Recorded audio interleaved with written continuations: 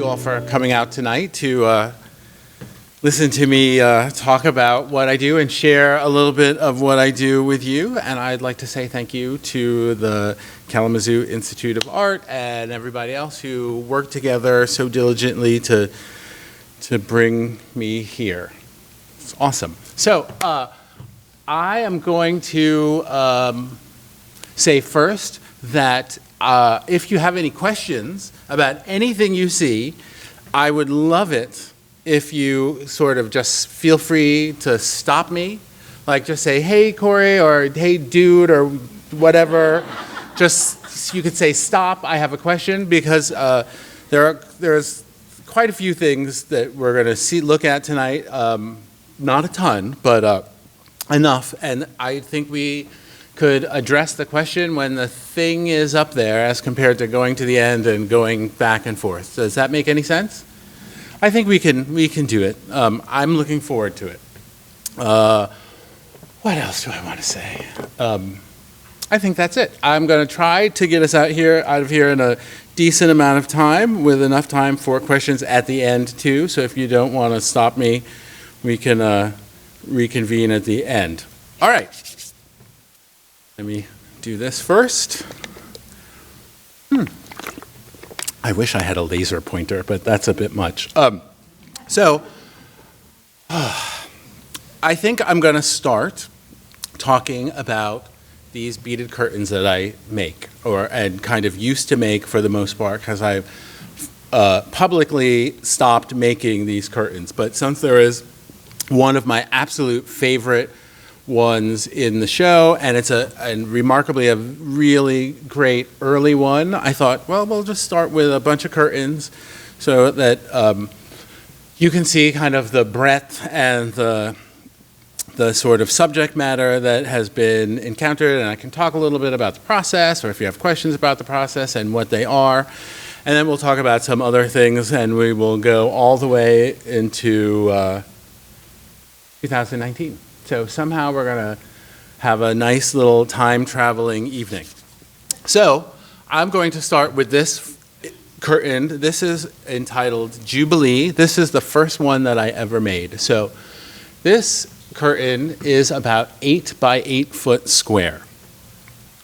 It is the same materials as the one that is in the show. It is synthetic hair and plastic pony beads. I buy the hair at the beauty shop.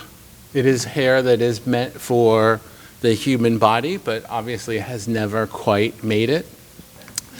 I will tell you briefly that the idea for these beaded curtains came to me in the summer of 1997, as I was stuck in the woods trying to make art and thinking about what was going on in the world at that time, and really stuck in the woods without access to television or music. And this was a time before, it's a long time ago, so there were really no cell phones. But that summer, I was reading the paper and was reading all about Venus Williams and the U.S. Open. And so that was the first year that Venus played the U.S. Open, and I think she went all the way to the finals, being unranked, making it to the finals. But what I found far more interesting about that conversation was all of the conversations around her hair. Because if you might be able to remember, at that time she had beads and braids in her hair. And all of these articles that I was reading in like 5-day-old newspapers stuck out there in the country in a hammock were talking about all the other players really afraid of the beads falling out of her hair, and that they would step on them on the court and break their ankle. Over and over and over, I kept witnessing these references, not to the game necessarily, or to her game, but to her hair. And so I immediately started to think about braids and beads and the black body and her hair and hairstyles and Stevie Wonder in the 70s and beaded curtains that my relatives had in doorways, and my desire as a very young man to have like beads and braids in my hair too, because it really has no gender.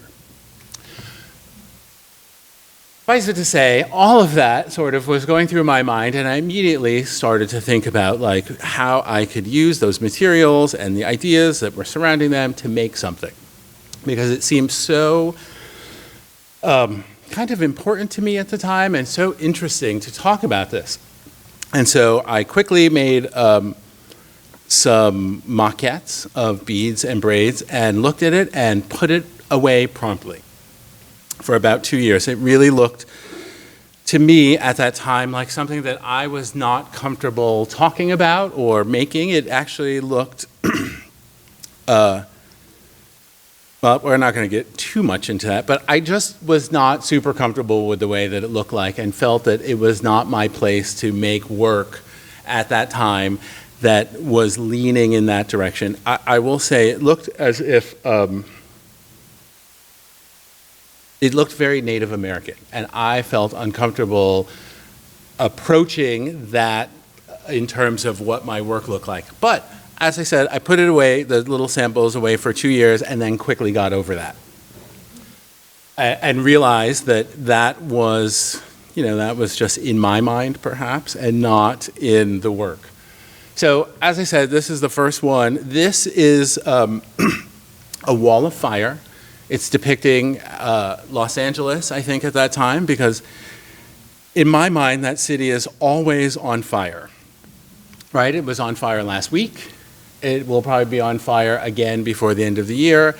And as a way for me at that time, a newly arrived resident properly to the city and the area, I really felt I needed to talk about where I was. And one way to do that, it was in this piece.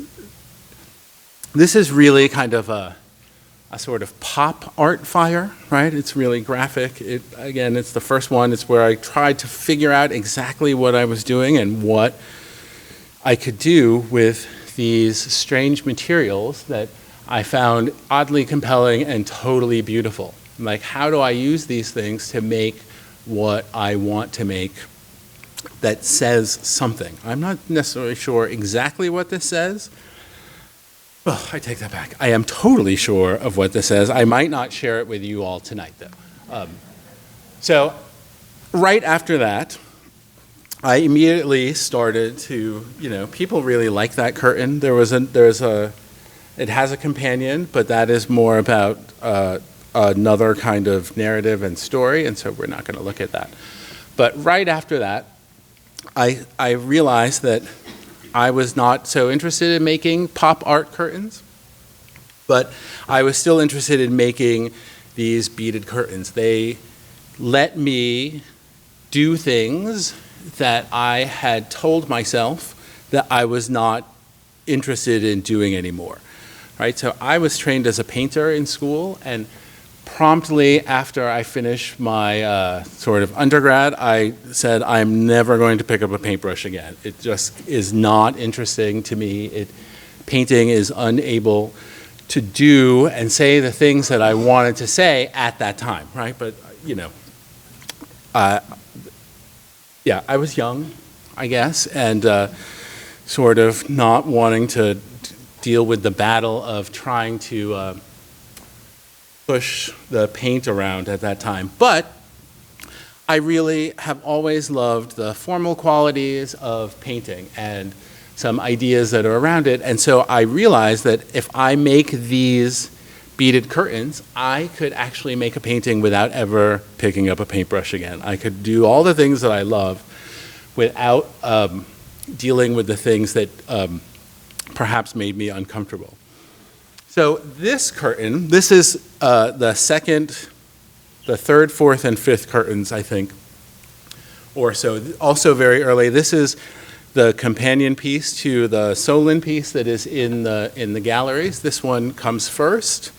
As you can see, it is a nighttime, evening, dusk, shank of the evening time. That is the numbers in all the titles. They are referring to a time of day and really nothing else. And the the title, Solon is a location. Now, I was really thinking about a walk, right? Trying to picture my body walking along in the creation of these. So this, as I said, is the first one. Here is the one in the gallery.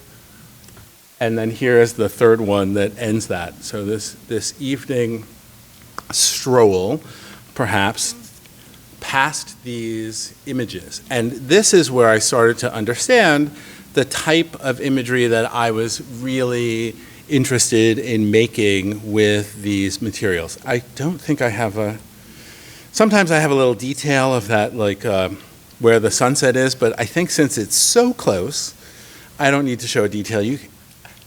I would like to encourage you to get your nose right up on it, but I did that earlier, and the guard was a little anxious. Well, not necessarily a little anxious. It was